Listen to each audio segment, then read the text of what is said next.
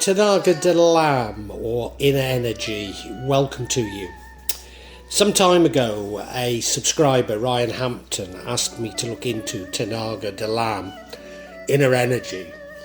Ryan spoke about John Chang and Mo Pai, which, although he's from Surabaya, from the Chinese tradition, albeit merged with the Javanese tradition of Tenaga.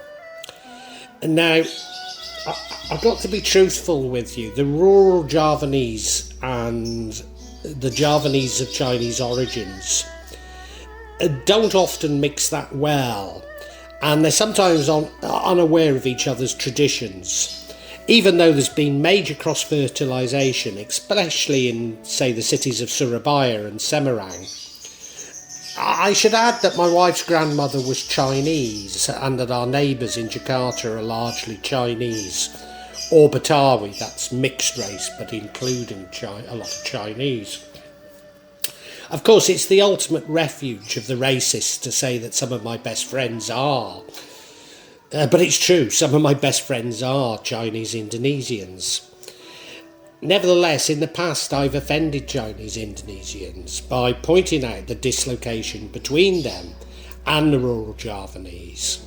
And let me reassure you that the last thing that I want to do is to add any distance, whether it's real or perceived. And nevertheless, pointing out that racism exists in society, I see as an anti-racist act, even though others will always interpret this as being racist. Nevertheless, to my overseas viewers, I do need to draw attention to the patchy integration of the Chinese community within Indonesia, who've traditionally been used as a scapegoat for everything that goes wrong. As it's important to understanding the two main approaches of Tenaga Dalam, as it's seen in Indonesia today. Now, as if being accused of being racist isn't bad enough, a lot that I need to talk about is somewhat controversial, with accusations and counter-accusations of subterfuge and fraud. Now, I'm going to try and steer a middle path, but in my experience, this simply offends both sides when arguments are so entrenched.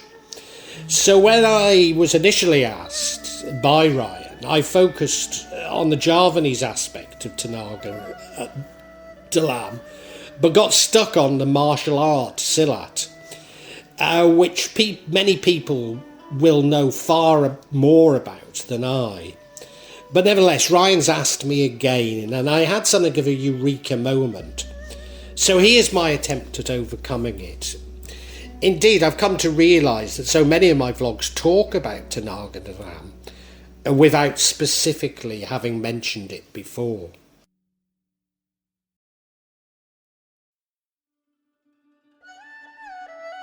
Qi. The Chinese describe Qi or Qi as a life force. They believe that it permeates everything and links their surroundings together. Qi is also linked to the flow of energy around the body, forming a cohesive, functioning unit. By understanding the rhythm and flow of Qi, they believe that they can guide exercises and treatments to provide stability and longevity. Quang Qi is the notion of innate or prenatal Qi, which is distinguished from acquired Qi that a person may develop over the lifetime. Yin and Yang are the 5 phases, woozing, or powers wooed: water, fire, wood, metal and earth. They are breaths, i.e. active energies, the idea which enables the philosophers to construct a coherent system of correspondence and participations, linking all phenomena of the microcosm and the macrocosm. Associated with sort of spatial direction, seasons of the year, colours, musical notes, animals, and other aspects of nature, they all correspond in the human body to the 5 inner organs. The Taoist techniques of longevity are grounded in these correspondences. The idea behind such techniques was that nourishing the inner organs with the essences corresponds to the respective phases and during the season dominated by the latter. In traditional Chinese medicine, which you'll probably know I have a lot of time for, symptoms of various illnesses are believed to be either a product of disrupted, block or unbalanced qi movements through meridians or deficiencies and imbalances of qi in the jiangfu organs. So traditional Chinese medicine seeks to relieve these imbalances by adjusting the circulation of qi and using a variety of techniques, including herbs, which I use, food therapy, physical training regimes, Qigong, Tai Chi, Chuan, and other martial arts training, Tinan or acupuncture. The cultivation of both heavenly and earthly qi allows for the maintenance of psychological actions. Reiki is a form of alternative medicine called energy healing, so Reiki practitioners use a technique called palm healing or hands-on healing, through which a universal energy is said to be transferred through the palm of the practitioner to the patient in order to encourage emotional or physical healing. And you probably know I'm also a healer. And when I've listened to Reiki practitioners, it's so close to what I do myself. Qigong involves the coordinated breathing, movement and awareness. It's traditionally viewed as a practice to cultivate and balance qi. Typically, Qigong practices rhythmic breathing, slow and stylized movement, a mindful state and visualization of guiding this qi. Mo Pai. Qi is often mentioned interchangeably with Tenaga Dalam in Indonesia, especially amongst Chinese Indonesians. In Java, Surabaya in fact, John Chang, known as Dynamo Jack, popularised Mopai, merging qi traditions with Tenaga Dalam, including meditation and using spirits, especially souls lost on this earth, although could these be demons? Indeed, there's a tradition within Mopai of long men visiting ceremonies to consume ghosts. He was famous for his displays of frankly extraordinary abilities, performing many spectacular tasks on video, such as electrokinesis, pyrokinesis, levitation, suspended animation, and telekinesis. And now a friend of mine is a Subud member. Now I've talked about it before. Subud is a sort of a branch of Kajawan, even though this person hates me saying it. And he visited him after he had a bad back. John Chang came to his attention, and indeed came to the public attention, as a result of a documentary by the Blair brothers, who were fellow Subud members. And the brothers insist that Jack was genuine, and like me, have experienced many charlatans, so they'd be in a good position to judge him. And my friend told me that he simply used his hands and described it as like a very powerful electrical shock that came from his hands into my friend's body. Very powerful indeed. And it had quite a profound influence on him. Now, of course, there's much controversy surrounding him, as I've said, including splits with his Western followers, in particular someone called Jim McMillan. Although some do appear to be genuine people and to have learnt from Jack. Now, I have to say that I'm sort of on the fence on this. I've no idea if his power was real. Certainly, it's possible to buy things like electrical shoes in Indonesia and things that would cause paper to burn, etc. So many of the things that he did that people found were incredible, they're very common to buy. It's very common to buy them. It's part of the sort of stage magic tradition, if you like. And certainly, he has been exposed of using subterfuge in some of his practice. Now, in my quest, when my wife was affected by black magic, when she was really ill, we visited many, many dukans and ustads across the length of Java. And I have concluded that almost all of them were charlatans, probably over 95%. Certainly nearly all used some form of subterfuge. But of course we have to consider that the word magic is used for both stage magic and magic of a paranormal nature, reflecting how devices are used to suspend our belief in reality. And, my friend who went there, even if Jack had been using electrical shoes or whatever it was to create this powerful electrical current that went through my friend, he believed it was doing some good, and it did indeed do some good. So the fact that he believed it did some good. So, as I say, even if he was using subterfuge, that people believed in what he was doing, it seemed to help, including my friend. And I'm indebted to Dr. Jack Hunter, an anthropologist, as were the Blair brothers, or at least one of them, for reminding me of this possibility. And maybe all that Jack was doing was simply enhancing some of his abilities. In other words, he really was creating powerful changes in people, but he felt the need to use some stage magic to convince them. And, as I've said, I'm a healer. But what I know is that I personally don't have any powers, that the people I help heal themselves. But I have to convince them that I'm actually doing something.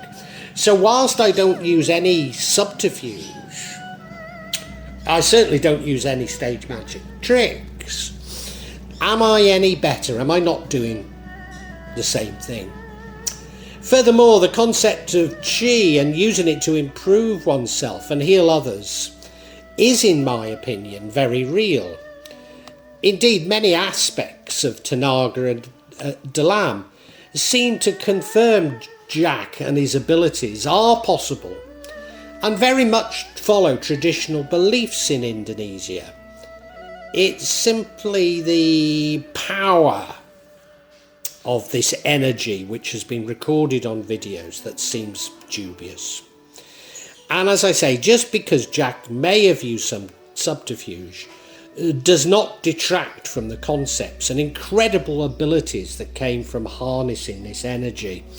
And, I think this is a problem when we're talking of magic. Those who are skeptics will always try and trip magicians up, and they only have to find one little bit of subterfuge to say that it's all rubbish.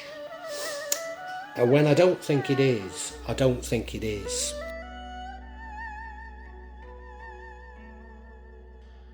Tantra.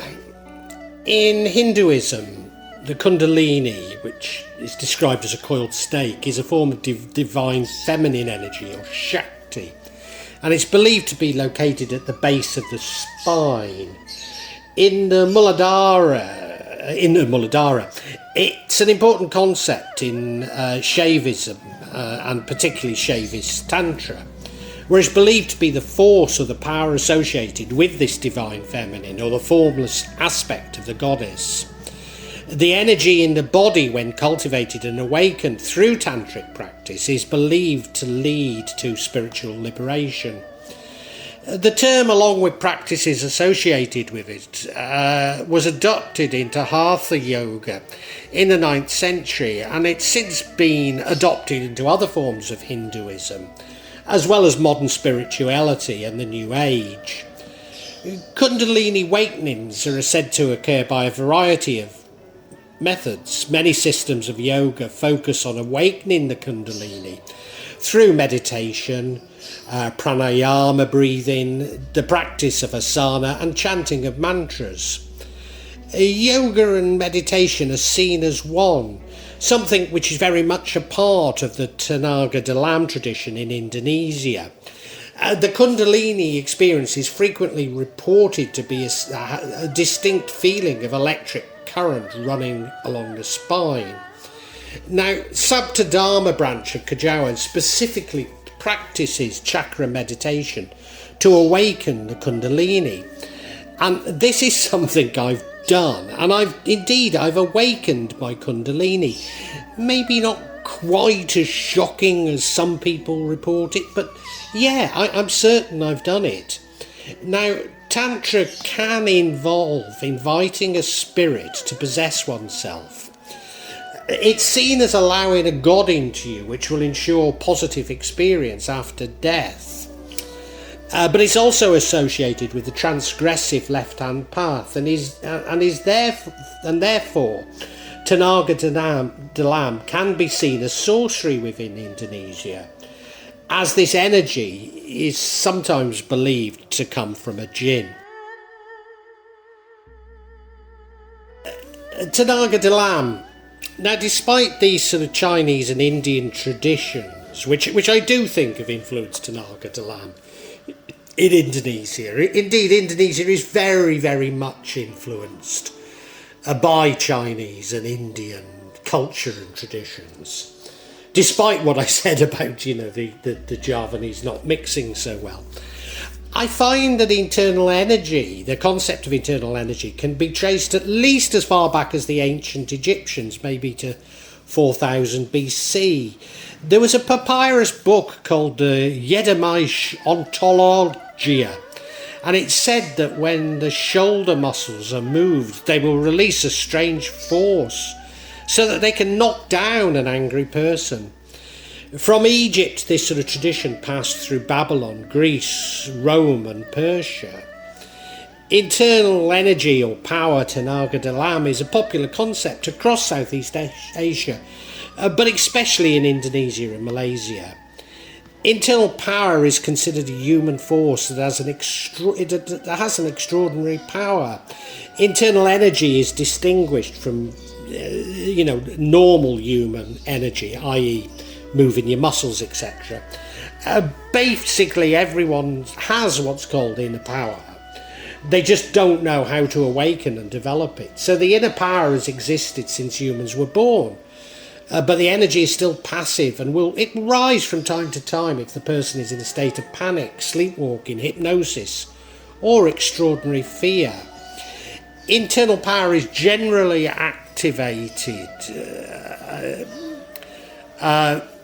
through breathing exercises, with several breathing techniques, including abdominal breathing, chest breathing, shoulder breathing, or combinations of them. A person engages in internal energy for several purposes, including for sports, healing, particularly self-healing, meditation, relaxation, and martial arts. The internal energy, which is already active because it is trained with the breathing techniques that I've mentioned, is continued with more advanced techniques aimed at controlling and directing the energy for various needs. So the breathing techniques can be divided into processing and coaching. Processing functions to generate energy that come from the energy centre, and it's located between the navel and the genitals, which is then channeled to the desired part of the body. And it's interesting that John Chang claimed that his electrical powers were a result of the navel being positive and the genitals being negative, or creating the fusion of yin and yang. Internal energy is often used as a healing medium, and you should see my vlog on energy healing and exorcism here. Indeed, there's a very significant crossover with my concept of the light, which I talk about extensively. Internal energy has been used, therefore, for thousands of years in various countries to treat physical and mental disorders. You could substitute mental disorders with black magic, so it's often a difficult concept to talk about. I also use my light as protection from black magic, so you could see this as a battle of Tenaga Dalam. Indeed, John Chang claimed that the energy can be used for both good and bad acts, something that I myself am only too aware of.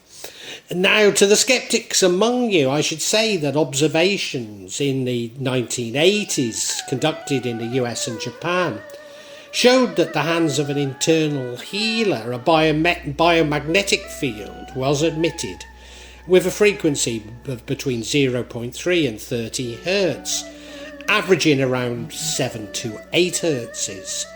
A Qigong expert can emit a detectable field large enough through two coils to turn through two coils through 80,000 turns. Observations moved on to observation of acoustic fields, sound, and hot fields, and these have promoted medical science to begin studying them. See my vlog on the consciousness matrix, in which I describe everything as being essentially energy or electricity.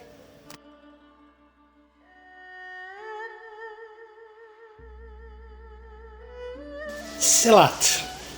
Having said that, I got stuck on Silat and cast some doubts on some of the more incredible feats, both from Mopai and Tenaga Dalam. Both are important within the martial arts. Indeed, the use of meditative techniques in sport, mind over body, provides some of the best examples of how the spiritual can seem to defy what we see as the laws of physics. Of course, I discuss how physics doesn't support these very laws themselves in many of my vlogs. The Chinese, the Tartars, the Pathans, the Mughals know of some martial arts that can knock people down from afar. In China, there's several types of martial arts that use craft, including Ginkan, Kikwan, with boxing moves, and Weikan with open moves. Weikan is called the 10 stances. This move spread to Vietnam, Cambodia, Malaysia and Indonesia. Pencak Silat itself is an umbrella term for the related Indonesian martial arts. It's a full body form of fighting, incorporating strikes, grappling and throwing, in addition to weaponry in some of its forms. Every part of the body is used and subject to attack. Pencak Silat was practiced not only for physical defence, but also for psychological ends. In Silat culture, the energetic body consists of interlocking circles called chakra. The chakra's energy rotates along diagonal lines. Energy emits outwards from the central line, which is defensive, while offensive energy moves inwards from the sides of the body. But being aware of this, Silat practitioners can harmonise their movements with the chakra, thereby increasing the power and effectiveness of attacks and movements. Energy could also be used for healing or focused into a single point when applied to sentuhan, the art of attacking an opponent's pressure points. There are various forms of Pencak Silat in Indonesia, generally characterised by where in Indonesia they are mostly practiced, or where they originated certainly. Some use weapons, but some simply the hands. Although it's often common to use jimat or talisman in the hand when practicing the art. But there are some important religious differences or divisions. The most important being the Merapati Putti, and this is an empty hand martial Pencak Silat, martial arts Pencak Silat, and colleges around it began to form around the 1550s. Tapak Suci Putriya Muhammadiyah, the sacred palm, Sons of Muhammad, shortened to Tapak Suci, is an autonomous Silat martial arts organisation of the Muhammadiyah Muslims. Like Muhammadiyah, it was founded in Yogyakarta in 1963, but it's since spread nationwide within the organisation of Silat. Tapak Suci trains its members in physical Silat techniques and breathing exercise. However, it does not teach body invulnerability, as this is considered shirk. As always, it depends on your definitions of sihir and shirk.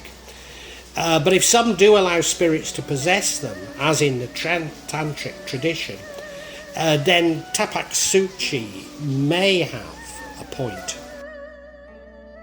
Well, I really hope you've enjoyed this vlog. And if you have, can you help me out a little? Subscribe to the channel, hit the bell, and then you'll be notified of future vlogs. But also hit the like button and make a comment, because these seem to be what determine the YouTube algorithm, and I'm being really punished by it. So whatever help I can get from you is so appreciated. It really is. When I started this, I was going to do it this section, the real magic of Java. I was going to issue maybe every 2-3 months. Now it's happening maybe every 2 or 3 days. So yeah, if you hit the bell, you'll hear about it. And thank you so much. Thank you for listening. Really heartfelt thanks.